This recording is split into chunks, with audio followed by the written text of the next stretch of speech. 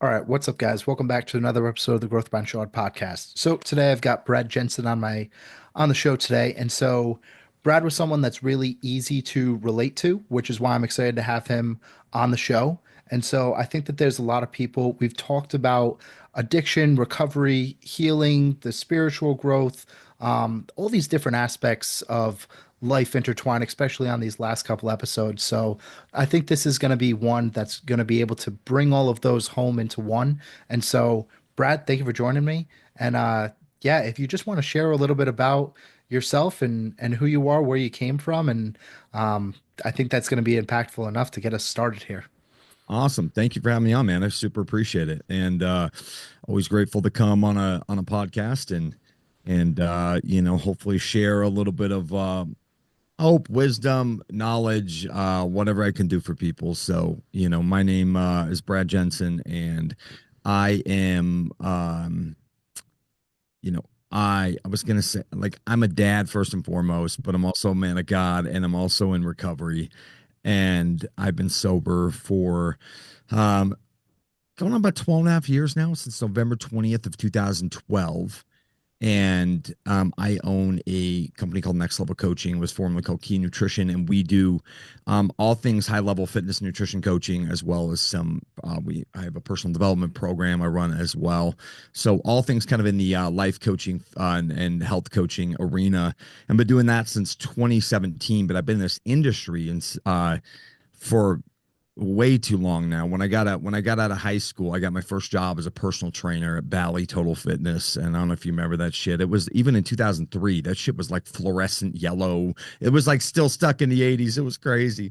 Um, and so I've been in and out of the industry for 20 years, but I tell people I've been really actively coaching for the last 12 and a half years since I got sober. And the reason I say that is I could say I've been, in this industry for 23 years. But I got that job, and then I kind of just took a hiatus to become a professional drug addict for for the better part of a decade. My drug addiction started in, gosh, like early, like when I was a junior in high school, and I wouldn't even call it addiction then, but my drug use really picked up. And I got really into, I was a chubby kid growing up, just to give some context. And I was teased by my friends. Like, I was the fat kid that wore the black t-shirt to the pool in a really hot July day. And like, I was that kid. And I was teased by my friends, and I hated it. And I found fitness when I was about 15.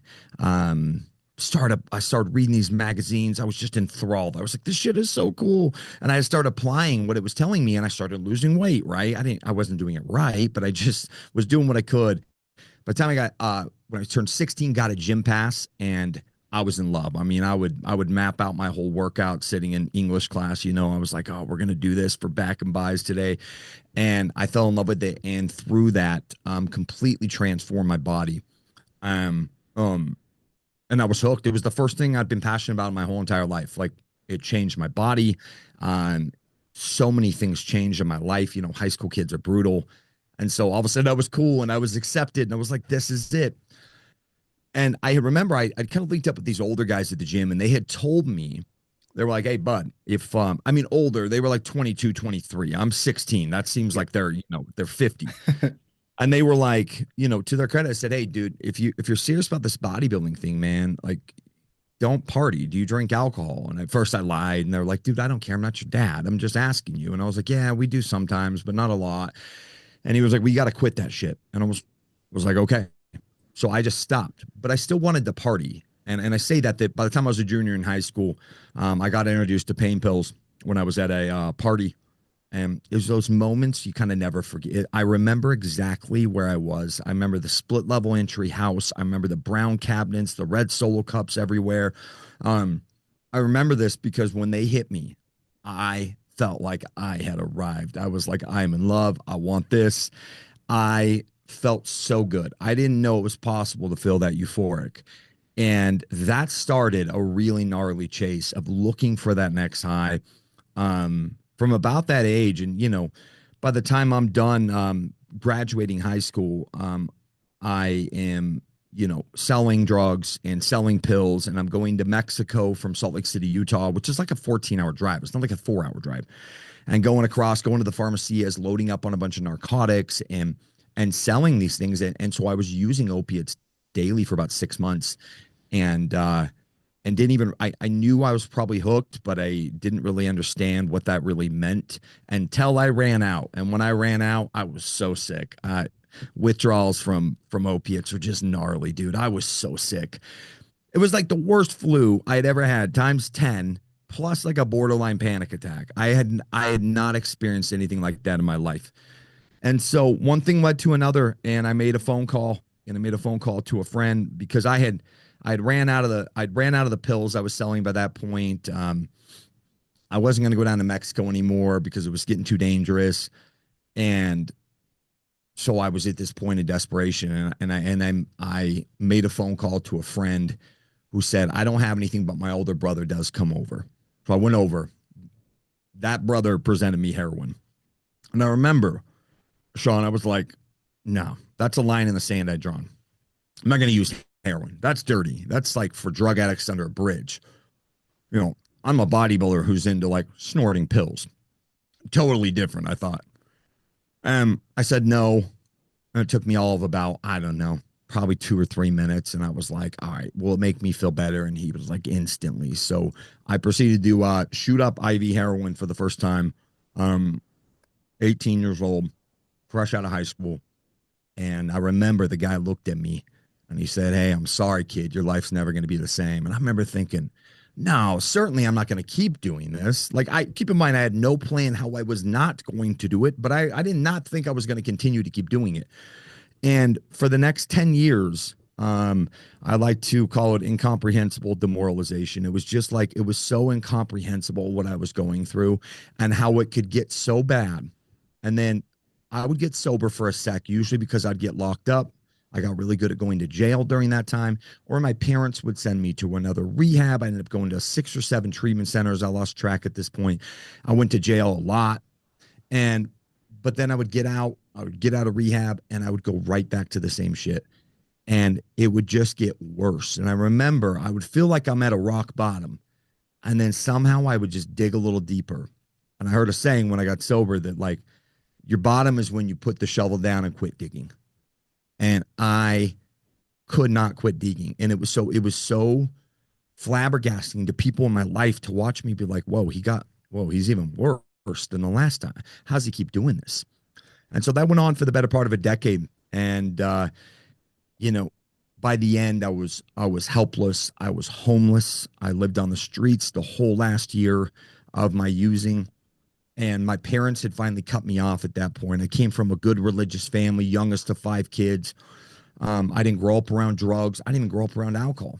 And my parents finally had the wherewithals that, like, they had to put some boundaries in. And they said, you can't come around here till you're sober. Like, you're not allowed around here. And it was the best thing that's ever happened to me because they were going to love me to death, literally. Not because they wanted me to, but because they loved me, but they just kept. I was described as like my mom would just put a pillow underneath me, like right before I'd hit a bottom. Like, she'd be like, okay, I'll save you a little bit. And it's because she loved me, obviously. But the problem I needed to find a new bottom that I didn't know existed. And I certainly found that in a year of living on the streets, being homeless. And I never slept on the streets. I was pretty resourceful.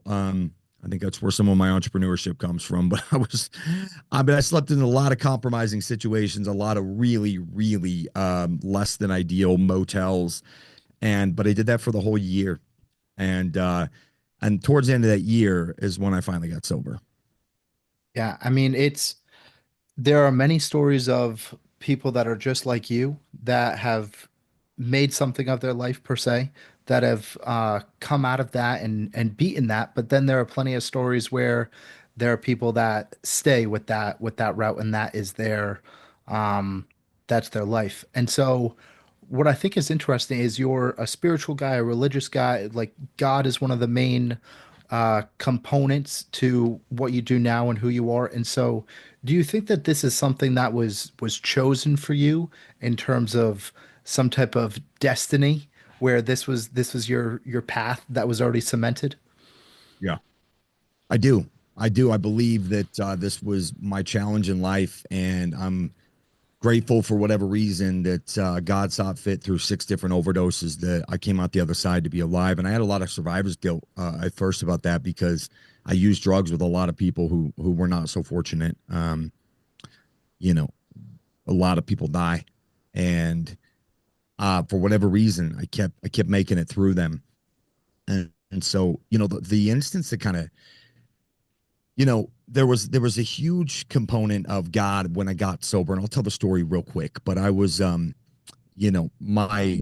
my mother had called me and told me because I hadn't talked to her in a while. She called me and told me my grandfather passed away, and I was sad, and she said the funeral's in a few days, right? She said just do whatever you got to do to be okay, and I knew what that meant. I mean, don't be so high that I was drooling on myself, and don't be withdrawing that I'm so sick that I can't function. So the day came and she picked me up from, where I was quote unquote living, which was a really shitty hotel. And she, and of course the day came and I ran out of the drugs. And I remember thinking, I was like, I think I might, I gotta go. I gotta do something right this year. And the last couple days before that, I had started praying. And I started praying, like, I can't go on another day like this. The people I was starting to hang around with were scared. Like, there was some bad shit happening. And I hadn't talked to God in a long time. And I remember the prayer just went something like, hey, dude, I don't even know if you know who I am, but like, I need help. I can't do this. I'm scared out here. I don't want to just die a drug addict death. And I'm afraid I'm going to, or these people are going to kill me. I was starting to kind of lose my mind. I'm starting to hallucinate a little. So my mother picks me up that morning and I'm really sick. And, obviously she looks at me and you can't go up. Like I threw up in her car and she was like, dude, you can't go up like this. So I made my mother drive to the drug dealer's house, just so I could get well enough to show up. Like not even high, just so I could not be sick. So I could show up to my own grandpa's funeral. And, we had backtracked a lot. We had to head up the highway like 90 minutes and we had to go clear out west to the hood to get the drugs. So she says, get in the back seat of the car. Do whatever you got to do. She was so mad at me. And she'd never watched, my mom knew I used heroin. She just never watched me use it. So she looks in the back seat and she sees me just massacring my arm, trying to find a vein because they were all shot. And the whole time as I'm trying to find a vein, I keep looking up in the rearview mirror. I look up at my mom and she's looking in the rearview mirror. And she's not even, I don't know how we didn't crash. She's not even looking at the road. And these tears are just streaming down her face. These, and she's not even wiping them. There was no, the mascara is running everywhere because it was genuine heartbreak. If heartbreak had a picture, it would be my mother's face in that moment. It's imprinted in me for the rest of my life. I remember that vividly. And I remember I finally do the drugs and I hit a vein and I shoot up. And immediately I felt physically better, but I could not fill this gaping hole inside of me that was just so big. I remember I looked up at my mother and I said, Mom, I'm sorry. And she just kept driving. We didn't say a word the rest of the time, nor did she wipe her tears. They were just rolling down her face, just so sad to watch what her youngest baby boy's life had become. And so I remember in that moment, Shawn, I thought I had two distinct choices here. One, you can kill yourself and just end this. Or two, you can get and stay sober. There was not a third option of like, well, maybe I can keep using and find a way to manage it better. That was off the table. Those were my only two options in my head. And the first option sounded a lot easier. And, it's kind of what I was leaning towards. I prayed again that night. And by the grace of God, I was arrested shortly after once I got home from the funeral in a stolen car that did not know it was stolen. Some guy asked me to drive it. I didn't know it was stolen. And I share that part of the story that I believe that's God's way of being like, I'm going to intervene here. So we get pulled over, the guy informs me the car's stolen, right? And I'm like, shit. And the cops aren't exactly nice when you stole a car. Like the guy, the guns are out. And I was like, oh shit. I was like, hey, I want to go to jail. Actually, I was relieved. So when I saw the lights go off, I was like, oh, it's over. That was my first thought is like, it's over. This is how I'm going to get clean. And I'd been to jail so many times before, but this time felt different. And so I went to jail and I made it through. I only did about a month in jail. The charges were dropped. and I got out and I went left instead of right, so to speak. Like I did everything different. I remember they said, you got to change one thing. And I was like, oh, that's cool. That's not a lot. And they're like, it's everything. So get prepared. So I changed people, places, things, who I talked to, what I did. I got really enmeshed in recovery. And, 12 and a half years, dude, my life is beyond my wildest dreams. It is still full of a lot of stress, but it is beyond where I ever could have comprehended my life would be when I spent a decade in addiction. And so that moment is what really solidified that there was some kind of God out there, and that he knew who I was, and that he had my back, because there were some divine synchronicities that lined up, and that I didn't have to off myself, and that I got help, and I went to jail, and I was so sick, and it was the worst detox of my life. But I know that that was not a coincidence, that I was just like, dude, I don't want to kill myself, please. Like, I don't know how to get sober. I'm scared. And, boom, the next Yeah. day, like, here you go. Yeah, I mean, for you and your mom, I think that that's a moment that both of you really in your mind have a concrete picture of. And so, how did you start to, once you got onto this sober path, rekindle a lot of those relationships that you had prior? Hmm. My family was the toughest.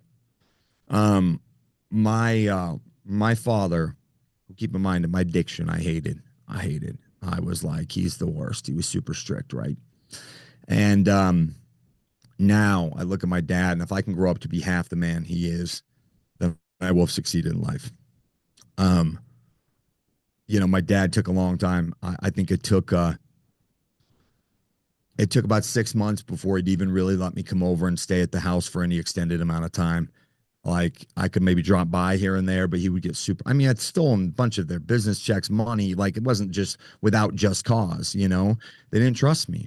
And it took me about a year to even hear the words from him. When I had my 1 year sobriety kind of party at this, we went to like the Cheesecake Factory or somewhere. And he said, "Hey, I'm proud of you." And I hadn't heard those words from him since I was a kid.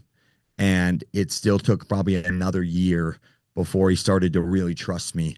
But it was just a lot of patience and a lot of persistence, and understanding that when you break people's trust that many times over and over for a decade, like you are not going to be out of this shit in 10 weeks. Like it's the audacity that's the same audacity that people, when they spend 5, 10 years getting slowly out of shape and getting worse and worse with their habits, their food choices, their sedentary lifestyle.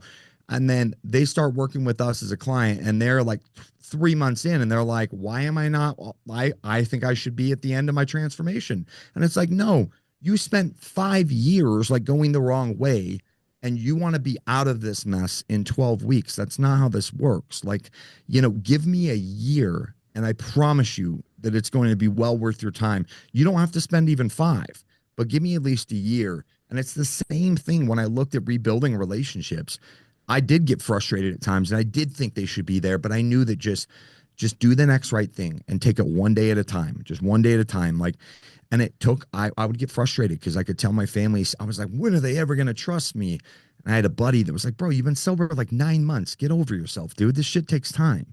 I was like, okay, that's fair. And now, it took a couple years.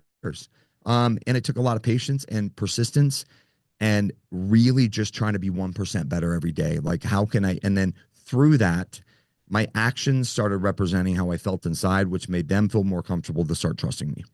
Yeah. And when I look at trust, like building trust with someone else, it's the way that I have learned that is to own up to all of my own mistakes, not necessarily make all of these projections onto you did this, you did that, XYZ. It's this is what I did, let me take ownership of it. And Mm. then that relationship starts to rekindle. And so as you've dove more into personal development, my next question is, how do you start to rebuild that relationship with yourself and start to trust yourself again and make your own decisions and take responsibility for those decisions? Dude, you hit on one part of it, dude. I'm so bullish on the fact of radical accountability, like radical self-responsibility. If you know, and let's take my business for example.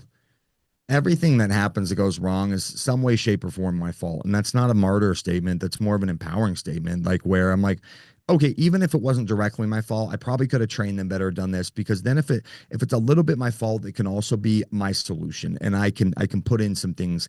So I'm really big on ownership and owning what's mine to own and being very vocal about that and apologizing when I'm wrong. I have, through recovery kind of learned, how important just making true amends are. Like if I'm wrong, I try to promptly admit it. And like, sometimes it takes me a minute. I'm like, I need to think on that one, but I'll always come back and try to own my shit. And I think through that, I understand that two things. One, that like I'm trying to be better, and that two, I'm also human and my humanness is going to come out at times, and it's okay to make mistakes. What it's not okay is to not ever own up to those and take radical accountability. The quickest ways where I can tell if I'm spiritually unfit is when I'm blaming, complaining, and over explaining. The blaming and complaining is obvious, right? The over explaining is when I find myself having to do shit like this, like, oh, well, hold on here. You don't get it. Let me explain. Like, if I'm having to over explain, I've probably got myself into a little mess that I shouldn't be in. And I'm not saying that doesn't ever happen, but I find myself, I'll catch myself like, I don't need to over explain this. No, like, I'm going too far. There's something that like I'm not aligned with. And for sure, the blaming and complaining, man. When I'm blaming everyone else, oof, like that's I lose trust in myself every time that I keep blaming everyone else for the way the reason X situation is the way it is. Um, and then just complaining about, wow, this and if that, and if this was better, then I would be better. It's like when I keep those things at a bay and I take ownership, radical accountability, and I start to trust myself more because I see that like I am I'm trying. And that doesn't mean that we're not going to make mistakes. Honestly, it took me a while to build up character, right? And self-esteem. When I was first getting sober, I remember I was talking to this crusty old biker dude, and he had like, I don't know, a bajillion years sober, and he says to me, and I was like, yeah, man, I'm just kind of like lacking confidence. He goes, so like self-esteem, huh? And I go, yeah. And he goes, well, let me tell you this. You know the best way to build self-esteem? I'm like, I don't. Tell me. And he says, you do esteemable acts for yourself and for others. That's it. It's as simple as that shit. You build that up, and that doesn't just take one time of doing it. He said, it's showing up for others, but also doing esteemable acts for yourself, meaning keeping to your commitments, being a promise keeper. If you said you're going to get up at 7 a.m., get up at 7 a.m. If you said you were going to read that day, read. If you said you were going to work out, work out. Becoming a promise keeper to yourself is one of the quickest ways to build confidence, aka self-esteem, and then also doing esteemable acts for others, not just being a complete selfish prick, and finding that duality between the two, that balance. Man, it's not rocket science. It's just that people struggle with the execution and the follow through. I wish people could understand how much it sets them back. I feel it because I am human. I do it too. When I set up promise to myself, oh, I'm going to do that, and then I don't do it, man, it's just a little nick back and a little nick back. I'm aware of it today and I see how shitty it feels. So I'm not perfect at this, but I'm ultra aware when I'm doing it. I'm like, oof, that's the quickest way for me to slide backwards and stop trusting myself again. Yeah, I think that's one of the, not a main concern for me, but one of the things that I hear the most is a lot of people say, "Oh, well, I'm not disciplined," or I just need a little bit more discipline, or I need a little bit more motivation, or all of these different things." But really, they have it. They've just continued to not take that accountability, not execute on the actions that they're going to take. And it's just like every single small little thing that they do. And then all of a sudden, 10 years later, they're like, oh, well, I just don't have any discipline. But if you just start with those small little things and then you build up that trust again, then you finally have some, uh, what am I saying here? Then you finally have some accountability, and then all of a sudden things actually start to change.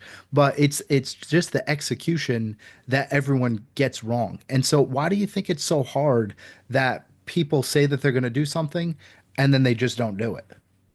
I think it's a very interesting conversation that's probably multifaceted. I do think there's one thing that people, listen, I'm all about like you want to be a go-getter.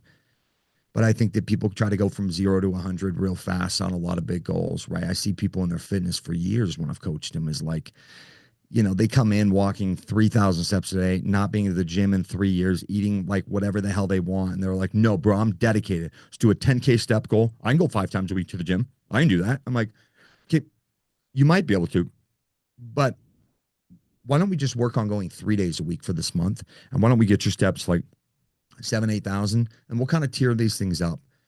And so making them take a more realistic point of view to give them those wins of being a promise keeper themselves instead of saying, oh, yeah, I can do 5. And then I'm like, well, they're overzealous. Let's do 5. And then they keep only getting 3. So instead of being proud that they hit 3, they feel like shit that they didn't hit the 5. And luckily, as a coach, after working with thousands of people, I've learned to kind of like spot that from the get-go. And so I love that you're motivated, but we're not going to go there yet. Let's make sure you can master the basics right now, and then let's tier this up. So I think that's one thing. And two, I just think we live in a world that's so full of distractions that if you don't value it enough, wanting something and valuing something are not always one and the same. They can be. But I tell people, like, if you're not doing, let's say your goal is to get stronger and go to the gym, and you're just not doing it week after week, you probably just don't value it enough. You might want it. Like, oh, that would be cool. I think I should, or you should do this. But if you truly valued it, you would make the time some way, shape, or form or the other. And that's okay, but I think it's getting honest with yourself too. I think we live in this world of distractions. It's so easy to get your phone just pulled away, social media, this doomsday scrolling on TikToks, Instagram, DoorDash is 2 seconds away and all of this, right? That I think we live in a world that if you don't value it enough, you will find something to distract your time and go from there. And I think that people feel like they should be doing something. And the reality is maybe they should, maybe they shouldn't, but executing on that and feeling like you should are very, very far apart. Yeah. One of the other things that I'm interested to hear from your perspective is when to seek out pain and when to seek out pleasure and what that relationship looks like now. From my understanding, if we only did things that made us feel good, then you may still be doing heroin every single day because at the time it was making you feel good. Mm-hmm. And so, oh, I camera went off there. Oh, whoops. Oh, sorry. That's weird. Cool. Okay, we're good. Um, yeah, so like this relationship with pain and pleasure, and if we Mm, only did things that made us feel good, then we may just sit on the couch every single day because in that moment, watching TV may make you feel good, or eating a large pizza in that moment may make you feel good. So when do you start to seek out pain versus pleasure, and what does your relationship look like with both of mm. those now? Yeah. You know, it's like that quote, that your life you can be hard now and easy later, or easy now and hard later. And I love that. And that's been my experience. Now, is it a 1-for-1 equation? No. It's like hopefully just because your life has to be hard, even if it's you have periods where it's a little easier now, does not mean it's necessarily going to be, but the general consensus of that meaning like it's just going to make it hard later. Going, if you're super out of shape, going to the gym might feel super hard, right? And it's easier to sit your ass on the couch. But, flash forward 6 months from now, it's going to be exponentially, it just gets harder. And if you would start to go to the gym, it would be much easier. Um, and I think that, my relationship with pain, I don't even know if I like view it as that word, but discomfort for sure. I've said that everything you want, I used to say everything you want is on the other side of hard. And then I quit saying that because honestly, there's a lot of shit that's hard. Like staying in a toxic relationship is hard. Being completely overweight and unhealthy is hard. Having low confidence, like it's so I think everything I want is generally on the other side of uncomfortable.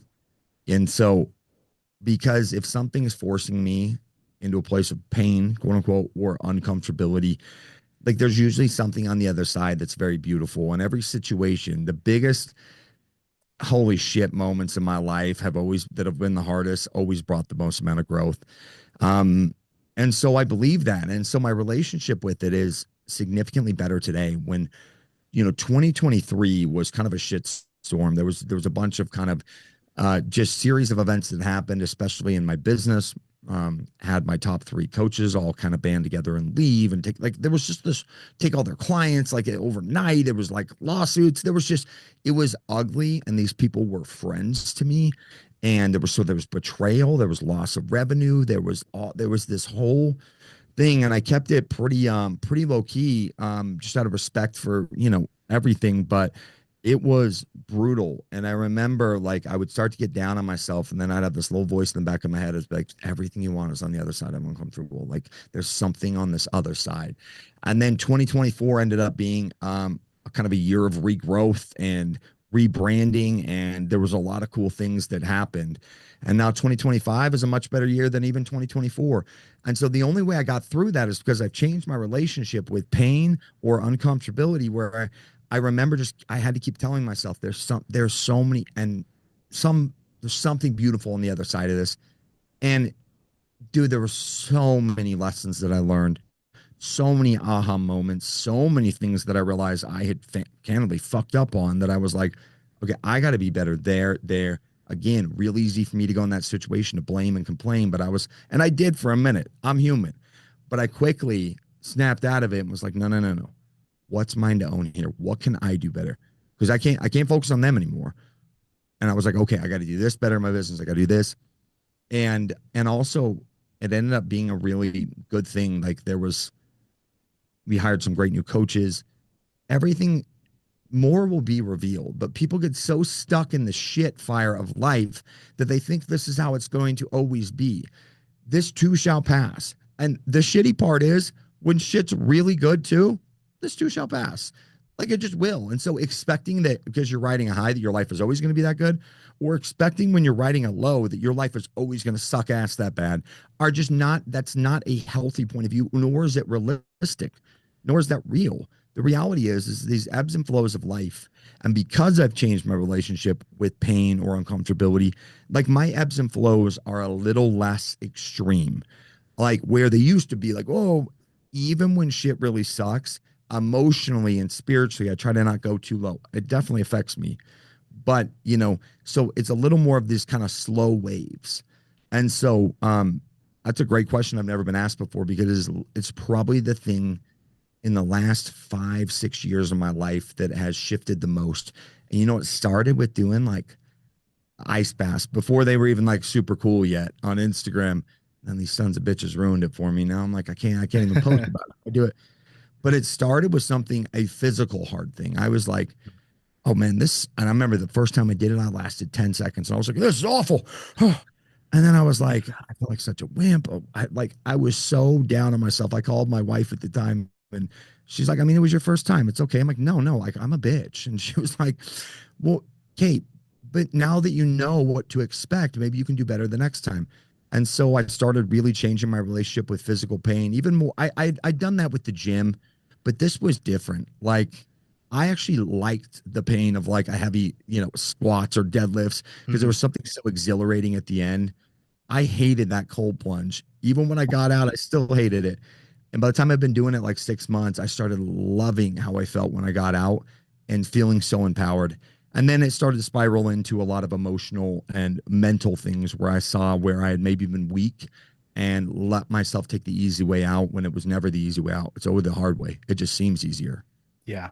So, I mean, there's so much you can take from that, especially not just from like a cold plunge or a cold shower, which I do, and sure, there's physiological benefits to it, but at the same time, like, it's so easy just to turn that dial to cold, have it feel cold, and then turn it right back to hot. Like, it's Yeah. very easy, you know? And so even for someone that's been in the gym for so long that you can go and uh, deadlift 600 pounds. Now I can't.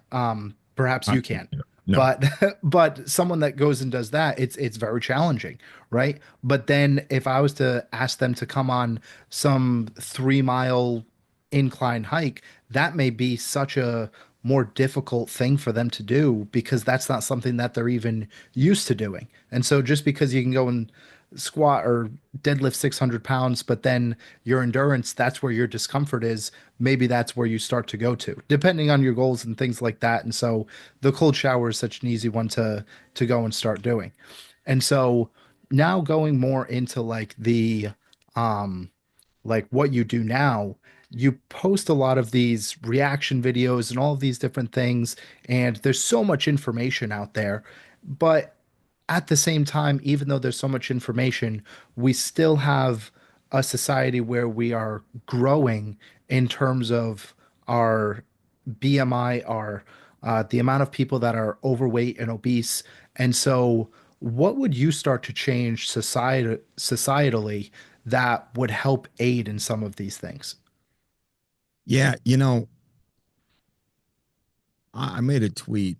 Oh, I don't know. It's called an X now. I don't even know how to say that. But probably a couple years ago that said something like, you know, like this isn't for lack of information why we're continually getting more unhealthy each year. Um, like we don't have an information problem. We might have an information overload problem, one, but two, it's also just it's never been easier to be lazy. Never been easier. And it's not just that easy. I don't think that people are just overweight because they're lazy. I just think it's never been easier to.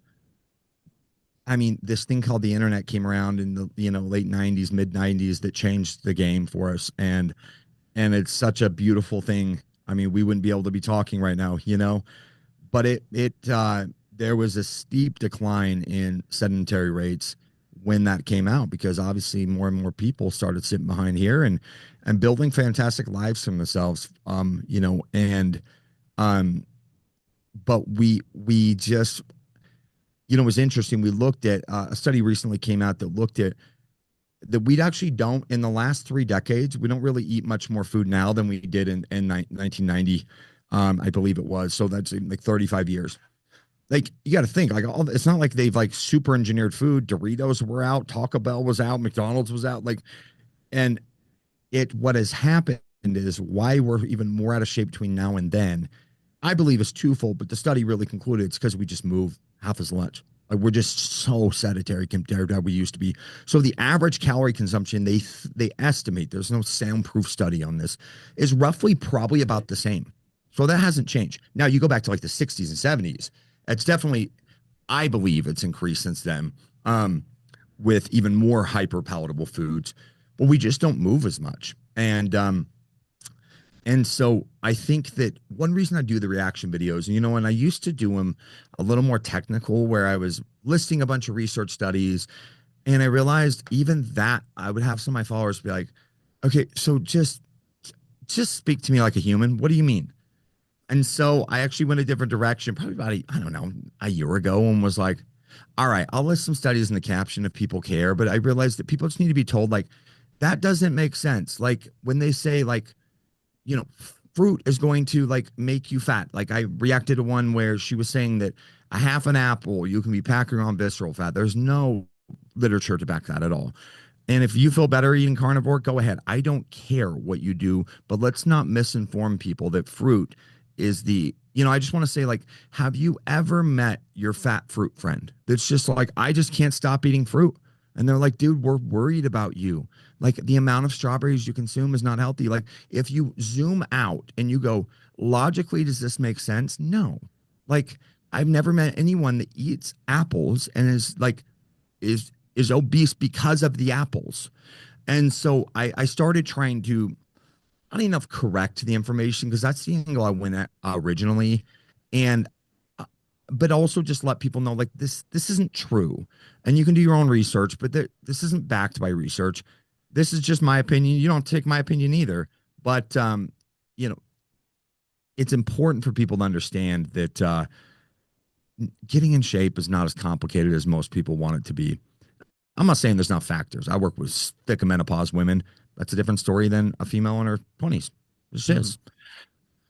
But at its core, it's not as complicated as people want to make it. And so why I started doing a lot of those was just to you know, hopefully help kind of bring back some common sense into the equation. And again, I have people, I don't care if someone feels better eating animal based, which I think is way better than carnivore, but then I'm like, I'm all about it. My favorite diet is this is not just like a let's appeal to everybody statement, is legitimately whatever the hell you feel best on, what your health markers are the best on, the one that you can comply with most consistently. That's my favorite diet. Now, I've said that before, and someone goes, "Oh, I can comply with fast food every day." I'm like, "Okay, but remember the other two parts that you feel the best on, and that your health markers are good, and that your body composition looks good. Like whatever that one is my favorite." So I don't have any kind of bias that I think X is better than Y. And also another thing on those reaction videos, I really tried to stop doing. I used to when I first started doing them, and guess what? They were more clickbaity. I stopped attacking the messenger, and more just the message Yeah. because I realized, you know what? Then you just get into a pissing match, and social media became a really like I didn't like opening my app because I'm literally fighting with people. And don't get me wrong, I still get a lot of people that like are upset Mhm. with shit I say.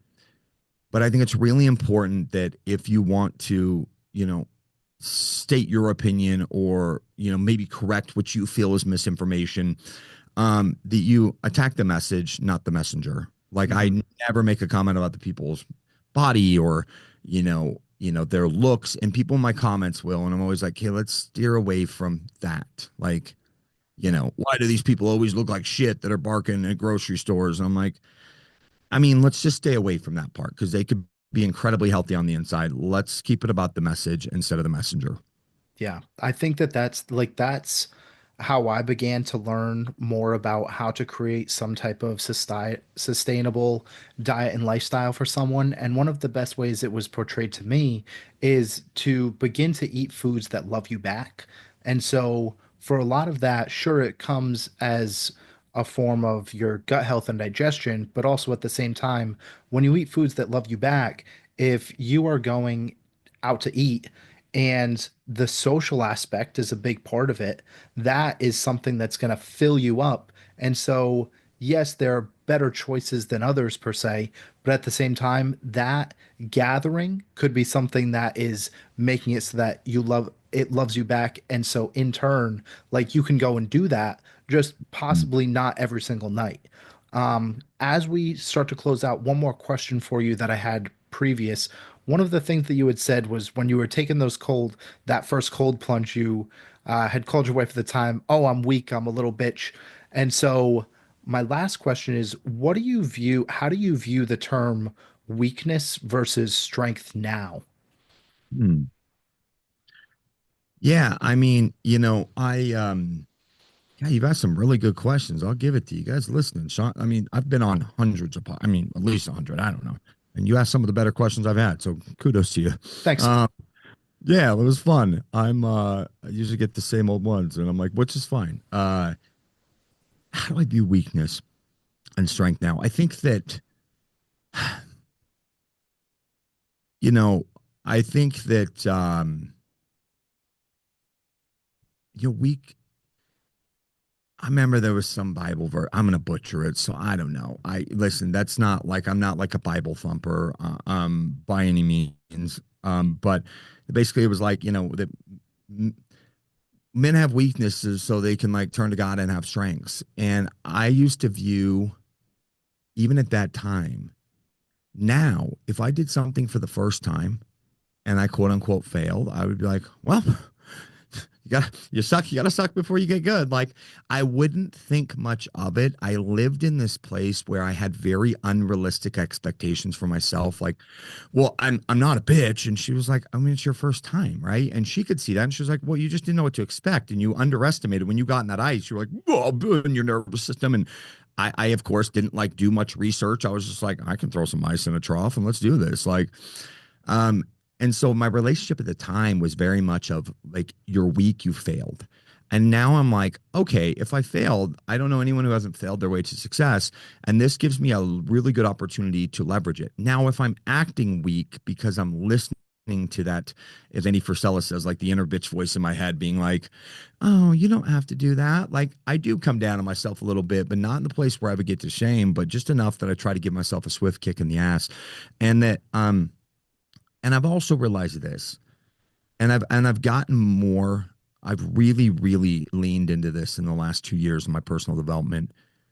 We are not going to have strengths in every area. So when we look at just weaknesses and strengths in our abilities, our, skill sets, and I thought I had to be good at everything, especially in business. And it drove me nuts that I wasn't. And I really realized that's why I delegated more to people who are a little better at that than me. And I don't need, there's no way I'm going to be strong at everything. They say if you're good at everything, you're not great at anything, right? Like, and so I know what I'm really, really good at. Like I have some great qualities in business and life and a relationship. And I also know where my weaknesses are. And I think for me, some of those weaknesses, when they became liabilities, they were super important for me to put focused attention into. But let me give you the dumbest example. Um, I don't know how to do shit around my house. I wasn't raised that way. If Same thing with my car. Like if a car broke down and I popped the hood one time when I first was getting sober and I had this car that would break down. I'd pop the hood and I would be like, why am I even popping the hood? I have no idea where anything is in here. Like no clue. My dad never taught me. My dad always hired out. My dad always hired a mechanic. So of course, by proxy, I never learned, right? And I feel bad because that's how my son's going to be. But so I don't really know. I'm not very handy around the house. And also, here's what happened is a 45 DIY project, do it yourself project at home on YouTube will take me 4 hours because I've done it. And it's just not worth my time. And so I'm not very good at this. My fiance is actually really good at this stuff. She had to be really handy growing up. And so we were hanging these light fixtures and she was the one doing it. I was helping her and handing her stuff, but it was totally reversed roles. And I used to feel stupid about that. And I don't anymore. It's just not something I care to be super strong, especially if I have a partner who is strong in those areas. But on the flip side, I cook almost all of our food and I love it. And so I've learned what I'm really good at and where I need to focus my attention. And like me not being super handy around the house is not a liability. I have the resources to hire out and I have a fiance who's pretty talented with it. So why focus so much attention and effort into that when I can just try to make my strengths even stronger? So it was kind of a silly example, but it just happened the other day, and I put it on my Instagram, and some people were laughing kind of at me, but like jokingly. And I was like, yeah, I just don't care. Like I know I'm like the man, but she's good at this. I'm not. So like let me shine at what I'm really good at, you know?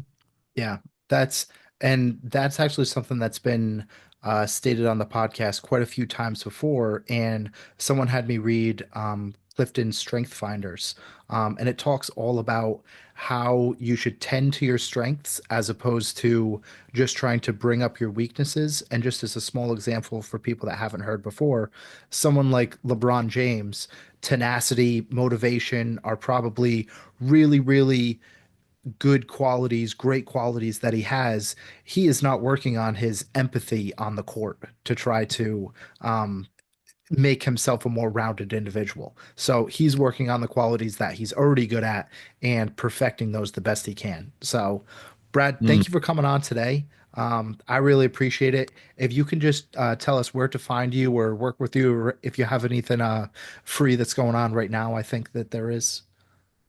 Yeah, you can just head over to my Instagram. That's where I'm the most active. It's at the Sober Bodybuilder. If you click the link in my bio, I've got a couple free resources for you, including a full eating out guide of order guide for high protein orders at 10 different restaurants that you know and love,